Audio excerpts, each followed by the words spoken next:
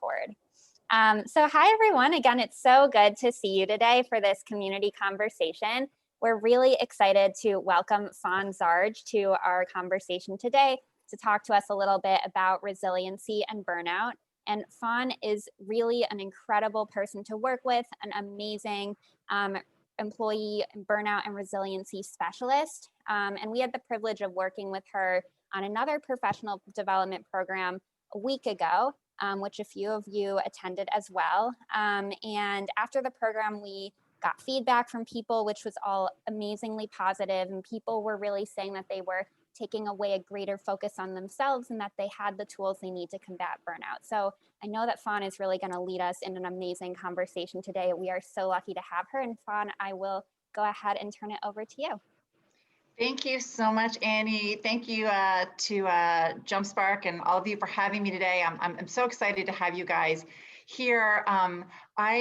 The biggest challenge today for us is going to be time, hands down, because so many of you sent in such great questions in advance, and I've got questions I want to ask you and have a conversation about. And so I think my goal, just so that you know, is that we have a really good balance of trying to get some of these questions answered and that you feel like you leave with some good information and some tools and the answers to some of your questions. But at the same time, I really hope this is an opportunity for you guys to collectively have a conversation, and especially for those of you who don't know each other as well or know each other at all yet, to have that, because a really big sort of buffer to burnout is that sort of professional support. And I've seen it over and over again, both in the work that I do, but also personally when I have been in different work situations, that having a professional cohort outside of your workplace can be extremely supportive. Having that place to go and say, hey, how are you handling that? Or what did you do in that situation? So anything that we can do today to also continue to build that so that you guys can use this as like a launching pad for other conversations that you'll hopefully have. So as a starting point, rather than first diving into some of the questions that you guys asked, I want to ask you a general question. One of the things that I shared last week in the session was this very simplified, if you will, definition of burnout, which is really that it's this concept of burnout is, it's that end stage of stress, right? It's not just being stressed. It's much bigger than that, but it's really the result of having too many demands and too few resources and not enough time to recover. So let me just say that again, because I'm going to ask you a question about it. So it's about having too many demands on you, too few resources, and not enough time to recover. So when you think about that definition, I'm curious for each of you in your professional settings, in your personal lives, because I know you guys are navigating a tremendous amount at your workplaces as educators right now in the roles or many roles that you play, as well as your personal lives, which have not shut down in any way and have probably become more complex. So which is it for you? Like, would you say that it's the too many demands, it's too few resources, it's not having that time to recover, not taking that time to recover? What's contributing for you to the overwhelm or stress that you might be experiencing right now? And I should say, as you start to answer this, I wanted to also mention, Annie said that the session is being recorded and we really want this to be interactive. But so if you do want to ask a question, but would prefer not to be recorded saying that, and you want to just send a question to me in the chat, I'm happy to then ask that question anonymously for you and put that out there. And it's great to take please, anyone can take your microphones off mute. It'll be much more interesting. Are we answering your question? Which one of those is the dominant one? Is that the question? Yeah, exactly. Which is for you, yeah. So I would say working from home has really changed my recovery time because I never leave work, right? Because I'm working at my kitchen table right now, so I never leave work. And that means that there's like no recovery time because I'm always at work. Okay, got it. So sort of like everything is sort of blending into one, no recovery. Okay, good. All right. I feel like jumping on that also, it's kind of hard to figure out work-life boundaries of like, when does work stop and when does life start, because you never leave work anymore. Right. But also to go with your question, I feel like it's less the resources. I actually feel like there are almost too many virtual resources at this point, and it's overwhelming to parents and to kids and to us. I think it's just that there's so many demands And it's just kind of like navigating this new world of demands of how are we connecting to our students and engaging them and making them feel supported when they're all burnt out also. Right, exactly. Right. There's so many people that you're trying to support right now. Good. Other things. I think for me, it's I'm so used to plan. Like you spend the end of the school year, summer planning, and you know exactly what you're doing from August 1st until May 31st, what's happening, and you just can't plan that far out. So that anxiety of changing and evolving and adapting is a lot. Right. There's never a sense of there's a lot of stress comes from sort of that ambiguity and uncertainty. And that's really what we've been living in. You sort of don't know what you're planning for necessarily. And I should mention, given what Annie put in the chat, when you answer a question for the first time, if you don't mind just sharing where you're from, that would be great so that we have a chance to really get to know each other. Hi, David with ADL. Also on the recovery piece, like going Zoom meeting to Zoom meeting, normally when you're transitioning between meetings, you at least like get to stand up and move and like catch your thoughts and your breath. And like when it's literally just 2 clicks and you're in a new panel of people talking about a new conversation, it's like, how do you keep everything from the meeting before still? Right. No chance to like shift gears at all, right? Like mentally, physically, yeah. And that's actually especially hard if you've come out of maybe a meeting that you found unsettling in some way, then you're really not able to yet sort of bring the self that you want to bring to that next meeting that you're in. I think also like recovery for me, with COVID and everything. So like, I think a lot of organizations are used to summer as like their reset. Things are slower. I was supposed to be working at camp, so I had that like transition in my head to be like, it's different. And there was no transition time. It was just like, everyone thought it was March the whole year. So I think that really threw me off. And I know a lot of other people are nodding. That transition time was really important, I think, for all of us, and definitely messed me up.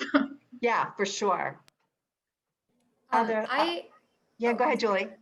I was just going to say that something I struggle with is wanting to do everything and then getting burnout as a result of that and not being sure what to say no to because everything sounds so exciting.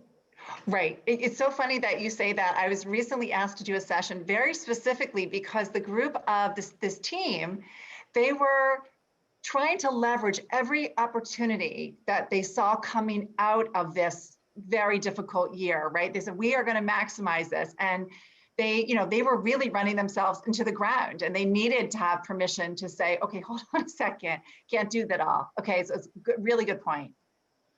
I'm Jackie from a synagogue. And I guess for me, a lot of the ways that I was recovering, the things I was doing, I can't do anymore. Like, I'm not comfortable going to dinner with all of my friends or, taking a vacation somewhere fun. Like, I'm not getting to do those things where I would have that time to recharge. Yeah. So there's never a recharge moment anymore.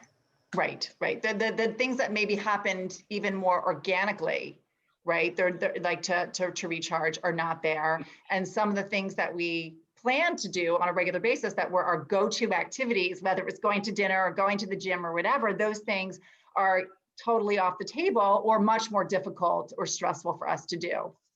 Yeah. Anyone else? These are great. Yeah, I'm Abby from BBYO. And I think it's really difficult because people think that because in-person events were not happening meant that we didn't have just as much on our plate. Or like my nights were now free and I can't, like, this is the first week that I'm not on meetings every single night. I just, it's like hard to explain how much we're doing, especially since we work with teens, like how our days have shifted. And like, I don't start work until 3 p.m. like some days, which is awful. And I hate, but there's nothing you can do when you work with teens, and people just don't realize that, who are not in the field, because they're like, oh, things should be easier for you because you're virtual and you don't have to have as many in-person events. Right, right. And the ways that you guys are sort of wired to naturally engage teenagers are so much more difficult now. You have to be so creative in how that happens. And you're also, I don't think a lot of people who don't work in your space, they are not thinking about the things that are keeping you up at night. You're worried about the mental health of these teenagers. And you are, and it's not just of this one or that one. Yeah, there might be a few that are especially on your radar, but you really understand the impact that this past year has had on them. And so it's like you're living with this, and even when you're not actively thinking about it, it's a real anxiety in a lot of ways, probably, that you carry around with you. So I really appreciate everyone sharing this, and part of the reason I wanted everyone to share it is certainly I wanted to really hear what's happening for you, but I want all of you to really have this normalized, because I think what happens, and what's happened for a lot of us, particularly who are working much more in isolation, is there's this sense of who's feeling this, or I'm the only one who feels like they can't keep up, or can't figure out how to set boundaries, or I'm not taking care of myself. And the truth is, everything that you shared, I am sure in some measure is shared by everybody on this call. And I can tell you, as someone who does this all the time, I'm hearing this over and over and over again. So if you are beating yourself up about any of this, it's time to let yourself off the hook, because that's not going to help you, number one. So that's the first piece that I want to mention. The other thing that I'm hearing from you, even as each of you maybe have different places that are more challenging, right? For some of you, it's boundaries. For some of you, it's explaining to other people that, no, I'm actually working more, which, by the way, studies have shown that most of us in the United States are working on average about 3 hours more a day. So that is very real. But regardless of what you're experiencing, what I'm hearing, and what I think is going to be really helpful to think about and take away from part of this conversation is, we all have to be much, much more intentional about trying to address some of the very specific things that we're experiencing. We're not going to fix them all, but when it comes to boundaries, because we are working from home and from our kitchen tables, or wherever we might be, we have to be very deliberate in how we set boundaries at the beginning and the end of our day, and within our day, right? And we may have to be more intentional in how we communicate to people about what we're able to take on and what we can't take on. And so just a couple of quick tips, and then I want to get you guys talking more about some of these issues. But when it comes to the issue of the day, work and your personal life blending into one another, that is very real for most of us. And so really think about the rhythm of what you need for work, right? Because it's going to be different for all of you, depending on the nature of what you do and who you're interfacing with most of the time. And also think about your personal life, right? For those of you who might have small kids at home, your lives look very different than someone who doesn't have either any kids at home or who have kids who are older. And some of you are, managing elder care situations, or you're living with roommates whose schedules you have to navigate with. So there are a lot of different pieces, right? So think about all of those things and say, okay, so where are things really, either breaking down for me, or where do I want to make a sort of a fix, right? Is it how I start my day? I'm already I'm flying into my day and I'm feeling already scattered, right? Do I need to sort of have a ritual, if you will, in the beginning of your day that helps you transition into your work day? That can be very helpful. It's really, for many of us, it's on the back end, right? It's like, how do I stop work? So I am curious, do any of you have a way that you sort of signal to yourself that, okay, here's the end of the day for me? Whatever time that might be, right? For some of you, it might be 9 or 10 o'clock at night or later. I personally love to exit out of every single tab individually on my computer, and it's very satisfying. Will you come and take care of my laptop, because I have a tab problem? But that's great. I it's love like that. Getting rid of the day, and then tomorrow I can open any new tab I need. It's very physical. Okay, I love that. That's great. I've never heard anyone say that. Other things that you all do? But we don't do any of that, Faun. That's why we're here. We don't know how to end our workday. This is maybe not the healthiest choice, but that's when I pour myself a glass of wine at the end of the day. And the other day, someone said Someone said to me, but it's not even 5 o'clock yet. And I said, when the workday is over, that is when it is 5 o'clock. And so if that's at 3:30 or 4:30 in the afternoon, that's where it is that day. And some days it's at 10 o'clock at night. Yeah, awesome. And it's funny there, I'm not going to pronounce this right, so I probably won't even try to, but you know, I recently read, it was actually in an article on the Harvard Business Review, and they were talking about this whole concept of these boundaries and what people are having a challenging time doing. And in Germany, there's this concept, it's something like Firebrand, I'm sure I'm not saying it correctly, but it's this idea of this ritual of, you know, having a hearty beer at the end of the day, and it sort of signals the end of the day. So what I'm going to suggest to you is to really think about sort of what is a time that you need to, a reasonable time for you to log out at the end of the day. And again, it's going to vary for each of us, but actually do things that clue you into that, right? Literally set an alarm on your phone, on your laptop that tells you, you know, in, you know, whatever, 90 minutes, an hour, whatever it is, that's going to be your time to log off. And the reason you want to do that is because nobody does well when you suddenly say, okay, you've got to be off in 5 minutes, right? Because then you can't wrap up what you need to wrap up. You're going to wind up being very stressed. And that winds up being, you know, a bit of a problem for us. So, you know, give yourself that sort of clue that it's time to do that. In addition, for those of you who are talking about that Zoom fatigue, you're sitting all day, you're going from meeting to meeting, as much as you have control over, and we do tend to have more control than we envision, right? We tend to be a little more reactive, and if we're more intentional in terms of how we schedule certain pieces of our day, that can also be very helpful. No, you can't tell your boss all the time, like, no, I don't want to schedule a meeting at that time. That was, you know, that's my low energy time of the day. I was going to take a walk then. But sometimes you can protect some of that time. You can build in those breaks, put them on your calendar. It might be just 10 minutes to get up and do a stretch, or to go out and get some fresh air, or walk your dog, or to do some, you know, do 15 minutes of dinner prep, whatever might work for you in your home and what works in your work life. But you actually have to plan for those things, because no one's going to do them for you. And when you do that, it's amazing what a big difference that can make. And to David's point about those back-to-back meetings, you know, this is the same advice I'd give anybody, you know, when you're working in person, right? You have that same issue, right? Back-to-back meetings, back-to-back phone calls. Think about how you schedule your day. I mean, the truth of the matter is, time management experts really recommend that you only schedule 50% or less of your day. Now, for most of us, that's not realistic, but I share that because the principle is a really important one. So I sort of put that out there. I want to get to some of the questions that you guys had asked, you know, in advance. And, you know, one of them I thought was one that I hear all the time. And this is this issue of, you know, how do I communicate with my supervisor about feelings of burnout and overwhelm without appearing like weak, like I can't handle the job, that I'm not being professional. Understandably, I have thoughts about this, but I'm really curious for you guys to hear from each other. You know, you work in some very different, but some very similar environments. Have any of you done this in a way that you feel like has really worked for you, and what's been effective? Or for anyone who is a leader and has direct reports, maybe you can share some of your guidance on how you feel when somebody comes to you with that.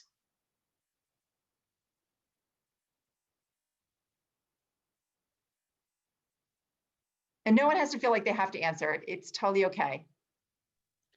I mean, I'm happy to chime in. Thanks, Eileen. So I just want to also honor that it is very hard to be a manager during this time. So like all of my capacity right now, as Kelly and everybody has said, like we're at home, we're parenting, we have partners and spouses. And I literally feel like I have very little capacity for anybody else, but I own that. So when I oversee the rest of my staff, sometimes I have to name that and say like, I know this is our one-on-one time, but I'm really either not in a good place right now, and or I see you really need me. Can you tell me what you need, and I can like think about it and come back to you? So I'm finding my whole management style has to really change, because my direct reports are also really, really struggling in a way I've never seen before, which really is what called me to be on this call, because I can see they're burnt out and then I'm getting burnt out, because like burnout is contagious. Right. So I don't think that answered your question, but like, no, It actually, what you said was actually fabulous, Eileen, because what you said and what you are modeling for your team members is much, much more important than what you say to them, right? And so I'm referring to like when you say to them, you know, I know this is our one-on-one time, but I'm in a tough place right now. Like, I think that that's extremely powerful.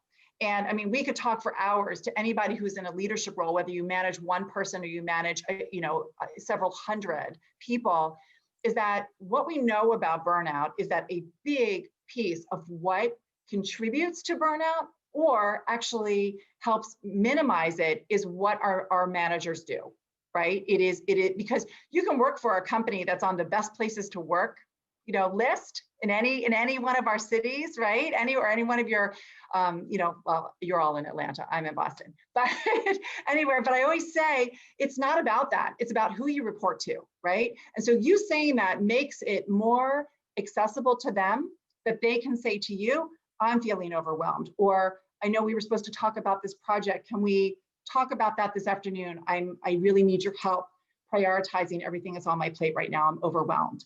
And so what we all model is huge. And that's true whether or not you have direct reports, right? Even those of you who have colleagues, we cannot talk about this issue more than, you know, what am I trying to say? Cannot over communicate about this enough. We really have to. Eileen, you look like you're about to respond to that. Yeah, I wanted to ask you that because sometimes I wonder, you know, the whole concept of what you focus on expands. And so traditionally in a business environment, nonprofit, for-profit, whatever, you would say like, okay, I hear that you're upset, get it together, we have a business to run. But like that no longer exists. And I also though don't understand like how much, so much of my time is spent seeing people and honoring them and helping them survive this crisis. I mean, besides our business, just like my employees.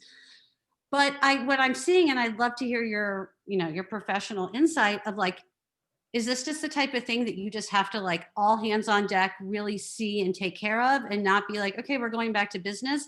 So much so I've started instituting like mental health breaks that when my staff comes to me and they're overwhelmed, I'm like, time out. I want you to take the next 2 days off and like focus on yourself and come back on Monday. Cause I didn't know what to do to stop the like cycle. Right. So I love your Right. insight on that. So it's a great question, and it's a little bit of both, right? Like, of course, you have objectives. You all have things that you have to accomplish. There's work that needs to get done, but that work isn't going to get done, and it's not going to get done in the way that you need it to, and you're not going to be able to retain your best people if they are running themselves into the ground. And some people have very, very difficult situations. And here's the thing. We are all talking about this and we're looking at this because of COVID, right? It sort of raised this conversation. But these are the conversations that we needed to be having even before the pandemic. And so we always want to be balancing that, hey, something's going on for somebody. We need to address that. It does not mean that performance issues don't need to be addressed. And you always need to tease those things out. They're different, right? But I think it is very important to say, what do you need right now, right? What are the challenges that you're facing? How as a leader, how as a colleague? Again, this is very applicable even for those of you who don't have direct reports. How can I be of help to you? I can see that you're stretched. For anybody who has direct reports, I always encourage people, keep an eye on that. Keep an eye on those folks who are working at 11 o'clock at night and, you know, check in with them. Say, hey, listen, this isn't really, you know, I appreciate your, you know, your work ethic, but this isn't what I want you doing every day because I need you to be able to stay here. What do we need to reprioritize? What do we need to figure out? And, you know, collectively, we all need to be having these conversations with each other and looking out for each other, right? Hey, you know, Talia, did you take a walk today? You know, no, Talia, don't worry. I wasn't asking you to take your, your microphone. You know, like it's about that sort of checking in and understanding that when this pandemic is over and when we are all resuming back into sort of more in-person and more traditional work, even though we all know if things are going to look different, you know, than they did a year and a half ago, guess what? We're all still going to have a lot of demands on us. Your workplaces are still going to ask a lot of you. Your personal lives are still going to be very complex. And so these aren't conversations. The one-on-one conversations that you have, they really, really do matter. And when you have them, people feel like they can actually work, and they're seen. People understand what's going on for them. I know we could talk much, much further about this, and I want to be so respectful of your time. It is killing me that we are running out of time. Yes, Bobby. Yeah, I have a question. I was really enjoying this. Thank you for everything. I was looking back at how you sort of framed this whole conversation, and you talked about too many resources, too many demands, not enough resources. And I was just thinking, like, that's not going to change. Like that's our life right now. There are too many demands. It's not going away.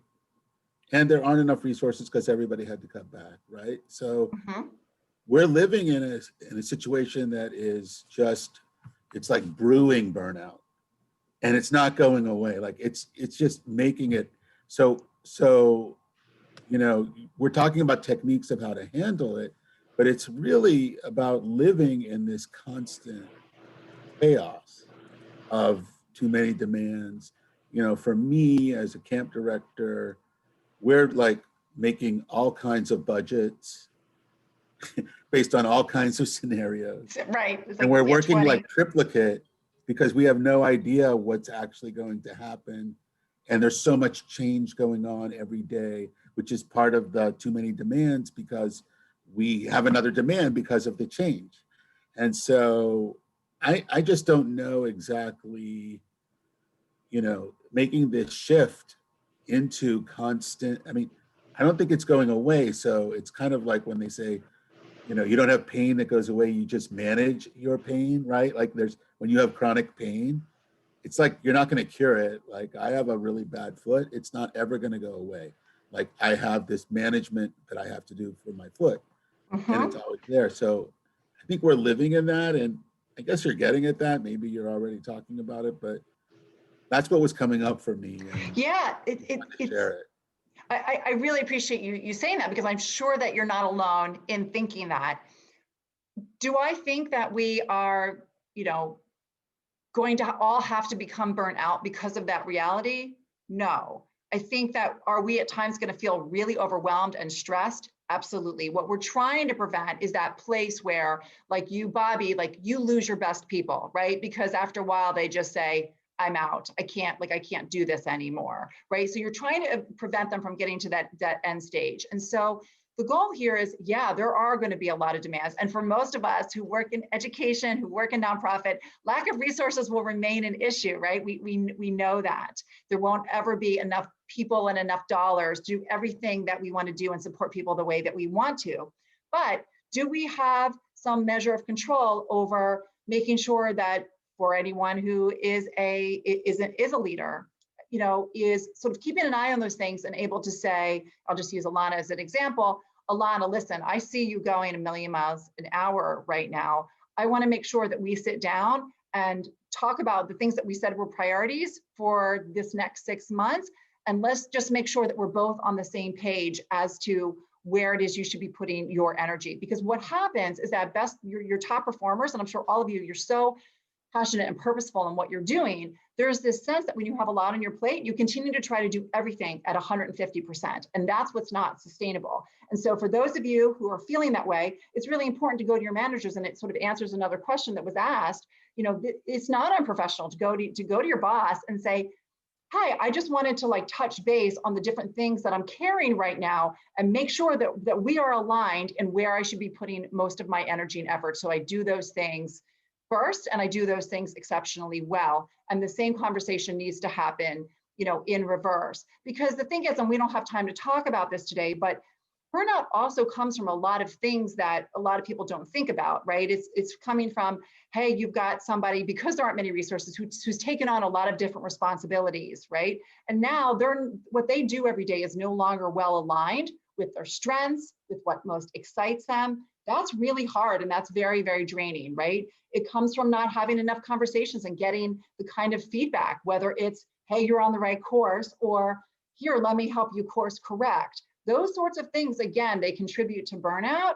And so that's a larger conversation, but that's why I really emphasize constantly having communication, whether it's communication with your manager or you are that leader and initiating these conversations, just checking in and sort of helping people feel like they understand that you know that they have too much on their plate, and let's make sure that we're on the same page, and that you know that I am wanting you to come to me whenever it feels like it's not working that well, or when you need to sort of get a check-in on how to align things. I hate to wrap up this conversation because I know Annie has other things. So I want to leave it with this because I want to sort of transition you. And it is so unsatisfying to me to not be able to continue this with you. I have to tell you, I so admire all that you guys do as a professional and as a parent. So I wish you guys so well in all that you have ahead. But let me just ask you this as sort of a closing. One of the things that also contributes to burnout is not taking that step back and saying, let's like acknowledge our accomplishments. Let's just talk about, whether it's where we really knocked it out of the park or where we got that micro win that felt really good. So I just want to ask anyone who's willing to share, I want you to think of this last year and think about anything that you would say, you know what, I did that well. Like that went really well, and I'm proud of that. Anything, and it could be that you managed to get dinner on the table. I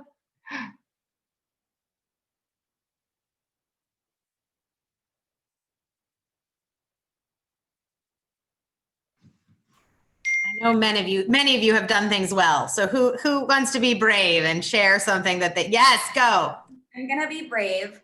I think that the community support, like the emotional support that our organization has gotten over the last 8 or 9 months, even with the heartbreak and the uncertainty and the challenges, has been really wonderful to watch. And even though our engagement has been a little bit lower in the last couple of months, people still want to help. Even if they can't tune into whatever we're offering, they wish us well, or they say, oh, I caught the end of it, it was great. And a humble brag, our Giving Tuesday campaign went very well last week. So awesome, that's great. Oh, that's terrific. Excited. Yay, thank you for sharing that and for being the first to share something. Thanks. Anyone else? Because I agree with Kelly's sentiments. I know that everyone on here has done more than a few things well. So we have a program for teens to teach them about Jewish advocacy. And this year we decided to start an alumni council because there were so many teens coming to us and saying, we want a year 2, where's the year 2? And I feel like I can't take credit for this and our team can't, but after we have these meetings with the alumni council, so the kids who've already gone through the program and wanted to continue, we are just so excited and energized because their passion for these issues is just so inspiring. And I think we feel like the work we're doing is really meaningful because of them and because of everything that they want to accomplish.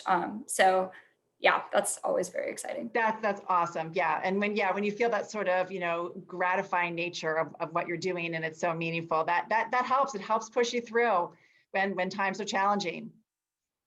Anyone else will take one more person. I want to pass it off to Annie and be mindful of her time. I can go. I think for us, we have amazing teachers. We have dozens and dozens of them, but some of them didn't know how to respond to an email, reply all, back in February, and now they're teaching on Zoom and are screen sharing and doing all that stuff. So I think that's something that we're really proud of over here. That's huge. It is, and there is a lot to be proud in, and I hope that as you guys, and I can even tell that as you guys are saying things, you're making it about other people. I get that. That's who you guys are. But really acknowledge your own role in that, and really take the time to celebrate that, because that's the sort of stuff that is going to help carry us going forward. So I just want to again say thank you to everyone. Thank you for having me. Thank you for your openness today. If I can be of any help to anyone, you guys, Annie's happy to pass along my my email address. And I know that some questions didn't get answered, but I don't want you to leave feeling like they won't. So don't hesitate to follow up with me if I can be of any help to you. Definitely. Thank you so much, Faun. Can we give Faun some love with the reactions in the bottom of Zoom? Beautiful celebratory reactions. Thank you so much, Faun. Feel free pleasure. to hop off. Yeah, Yep. and thank you for being here. You're welcome. Enjoy the rest of your session, everybody. Take care. We're going to stay on for another 20 minutes to do a little bit of celebration. I want to actually pass it to Kelly first. So I just wanted to say one of the things that I think JumpSpark has done is creating these community conversations. And Annie's going to talk a little bit more as we move forward about kind of what our next steps are for this.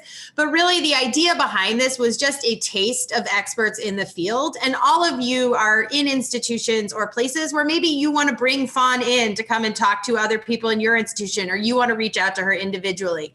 So much about these community conversations were just about exposure and knowing who your resources are. And one of the things that I am using to help kind of manage the craziness of the time is really trying to use my resources as well as I can. So really do reach out to Faun, see if you can connect with her, because having someone who can help you think through these issues that we know we are all facing is really crucial. So that's all I want to say. I'll hand it back to Annie. Awesome. Yeah. And I'm going to send out a follow-up email and we'll have all her contact info there so you all can reach out to her as well. So right now we're actually going to have a little bit of a celebration, kind of like modeling off of what we just did with Faun in terms of celebrating successes and our efforts this year. And so we're really excited to jump into that as we finish off 2020 together and go into 2021. So the first question I just wanted to ask is, we don't really spend a lot of time celebrating our efforts and the things that we do well in our work, and the things that maybe we struggle with. We don't spend a lot of time celebrating. And so just like to get a few people to start talking, like, why do we not celebrate our efforts so much in our work? Like, what's holding us back? I feel like, sorry, were you finished? I don't want to interrupt. Yeah. I feel like for me, something that might hold me back is just like the feeling that it's not going as well as I want it to be, which of course it can't be right now, but that doesn't mean that I don't still have like that in my mind, like this kind of expectation or this bar that I'm trying to reach. So when I think about like, oh, what is there to celebrate? And it's been such a tough year that I can't necessarily, like, there are little wins, but they don't come to mind just because it feels like discouraging this year. Yeah. Things not reaching that level of expectation that I'd had. Right. I totally resonate with that, and feeling like all of this pressure for excellence that like feels a little bit unreachable in this moment. Anyone else want to take a stab at this question? Sorry. Go ahead, David. You go. Okay. I was just going to say that I actually just lost my entire train of thought. Okay, let's go. Celebrating effort, Lauren. Celebrating effort. Yeah. Oh, it's my first job. Like, this is my first full-time job. And so it's like hard to even know like what I would have done and celebrated before versus like I started in July in this world of like uncertainty. And so it's hard for me to even, and I know that I'm doing great things. I know like people are telling me that, but it's hard to like understand it all when I don't know any different right now. I don't know. That's kind of where I'm at. Yeah, that makes a lot of sense. David, did you want to share as well? Yeah, I think like whenever we do accomplish something or like mark something off our to-do list that should be celebratory, it's oftentimes I think like, okay, now what do I need to do, or what do I do next? And so that's like counter celebratory. Like I'm not thinking about or reflecting on what I've done, but it's like, all right, that's done, and now on to the next thing. Yeah, I really resonate with that. The feeling that like you need to like keep moving at all times. There really isn't even time to take a chance to celebrate our efforts. Yeah, and I want to reinforce from all of this, like really everyone is working so hard to support like the teams that you work with, colleagues, family, friends, and it's not really expected that everything we do will be a win. But it's so important to take a step back and remind ourselves that we're doing really great work and to celebrate our efforts. So we're actually going to do a little bit of an activity today where we think about a time over the past 9 months during this pandemic where you actually didn't accomplish your goal, but you put in really good effort. So I want to give you a minute to just think about this, and then we're actually going to have people go around and share. So think about a time maybe it felt like a failure, but that your effort was really there. I'll give you just a few seconds to think about this.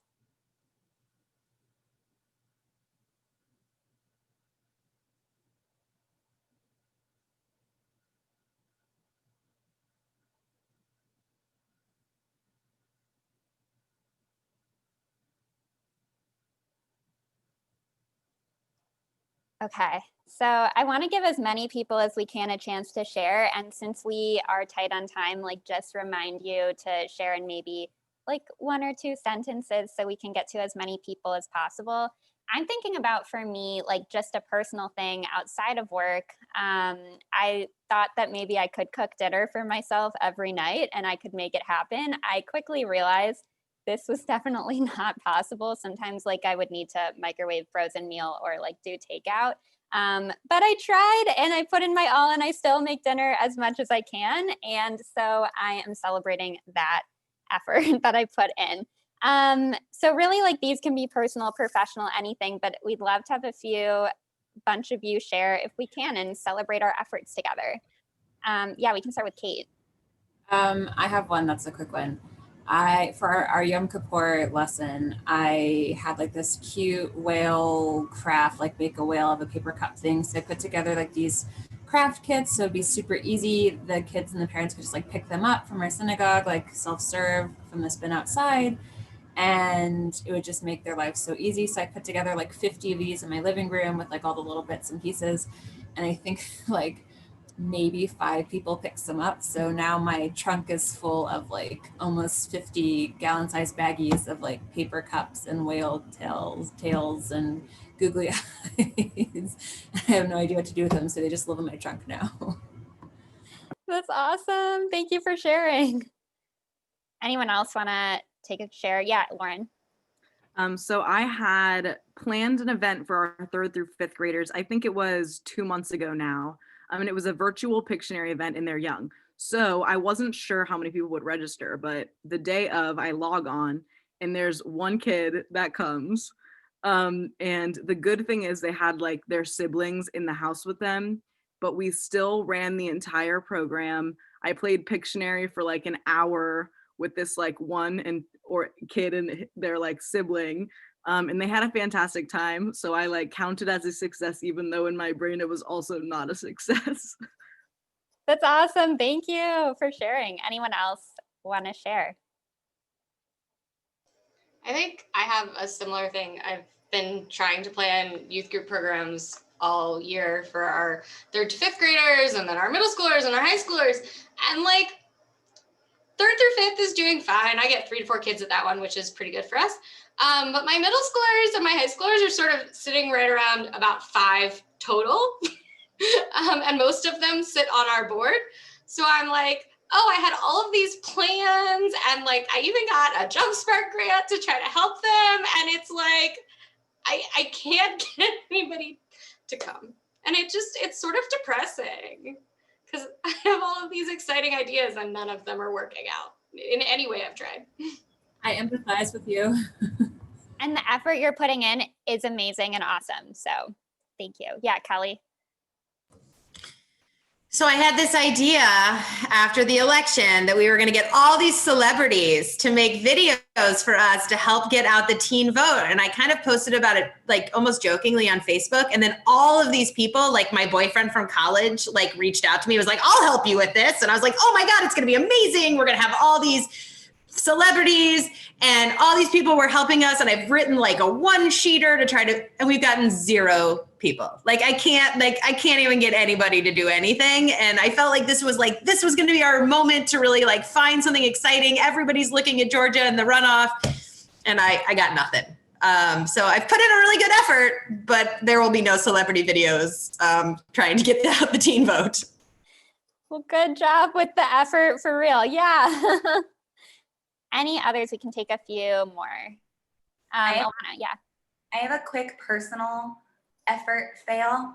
In an effort to save money, I decided that I was going to try to re-stain my bathroom vanity from a dark, ugly wood to something light and pretty and, you know, shabby chic, whatever. Did not read the directions, did not wipe off the varnish. The vanity was disgusting and we had to buy a new one. So now the bathroom is beautiful, but we did not save money and we have a big mess. And now extra, if anybody needs an extra wood vanity, I have one. Thank you for sharing. That's awesome. I mean, it's great because you did accomplish your goal in the end, even if not. Yeah. Great Yeah, effort. I will not be teaching woodshop this summer at camp, not my expertise. Maybe one more person want to share? I'll go. Yeah. So for our Nifty Spring event, we wanted to do like really cool activities.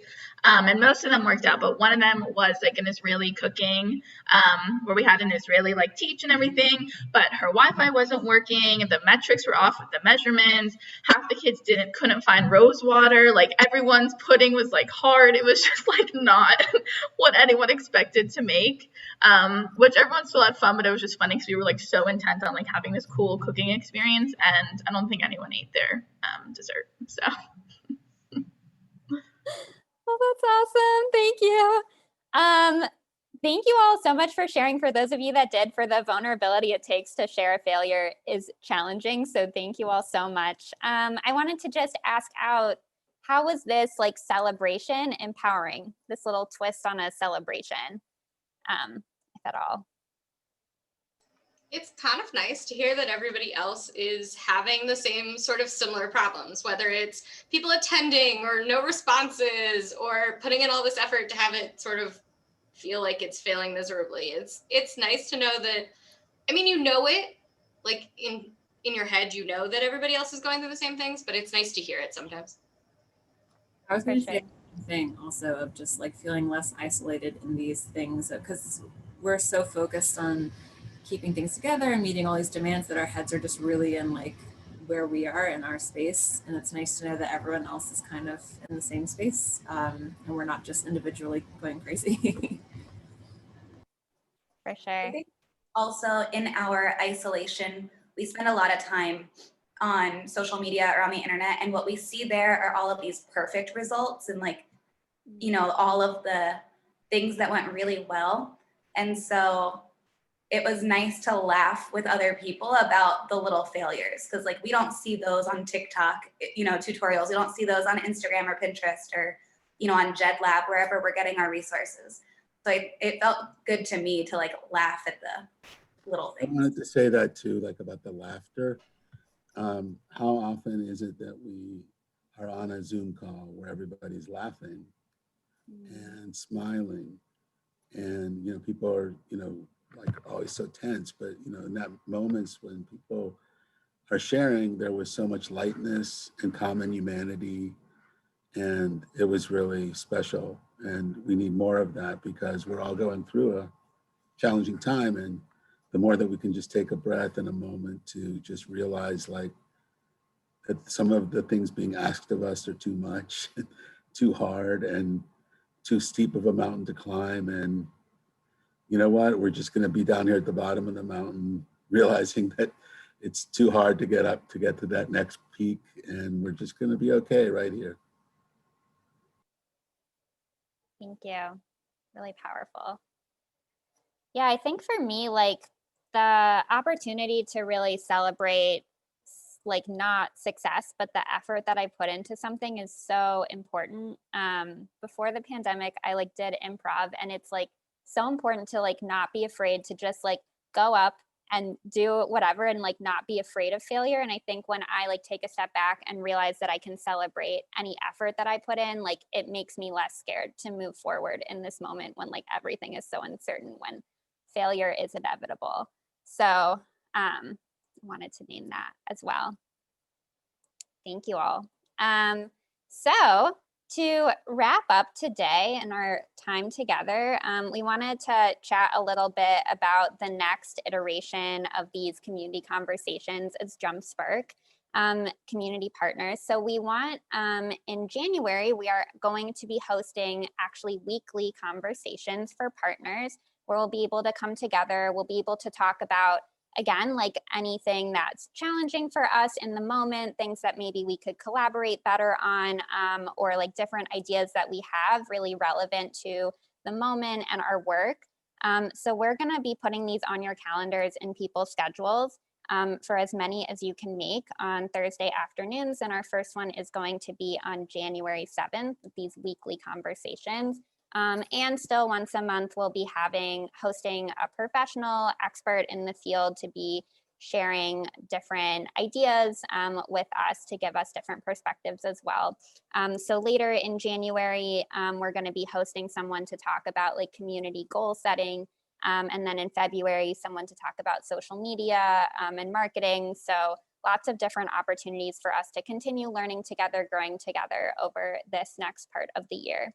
And as a Hanukkah gift, we wanted to give everyone something that you can use for your professional growth or just your personal growth and well-being. So we are thinking about giving people books for this holiday season and would love your ideas. So if you can, in the chat, write down any books that you're thinking about maybe to help you professionally or something that you've like really wanted to read. We're really open, but if you have anything on your reading list, we'd love to hear it in the chat. So I'll give you a minute to do that. And then we're gonna pick some of these books as options for you and give it to you as a gift this holiday season. So would love to hear your ideas for books on your reading list that you're looking to read. It really can be anything. And if this is like too much on the spot and you like have it written down somewhere else or you need to go look, like send it to us. Like we're trying to build a list of books that are going to be meaningful and relevant and not just like 4 books we pick. So tell us like what is something you heard about in another meeting that you're like, oh, I'd read that if somebody bought it for me. So let us know what those are either in the chat or via email. And then we are going to send out a form to help get those to you. For sure. Great. Keep it like a few seconds. Yeah, this is awesome. Thank you all so much again. Thank you for being here today, for taking the time to like be vulnerable, to talk about burnout and resiliency. It's a really big topic right now. And of course, we'd love to continue the conversation. So we'll send a follow-up email with Faun's contact info. With any suggestions with books, you can email us, let us know. We'll be sure to get those out to you. But thank you all so much for an incredible, even though it was really challenging year 2020. And we're looking forward to being in 2021 with you all. Yeah, and have a great rest of your day. Thank you, everyone. Bye. Thank you, everybody. Thank you.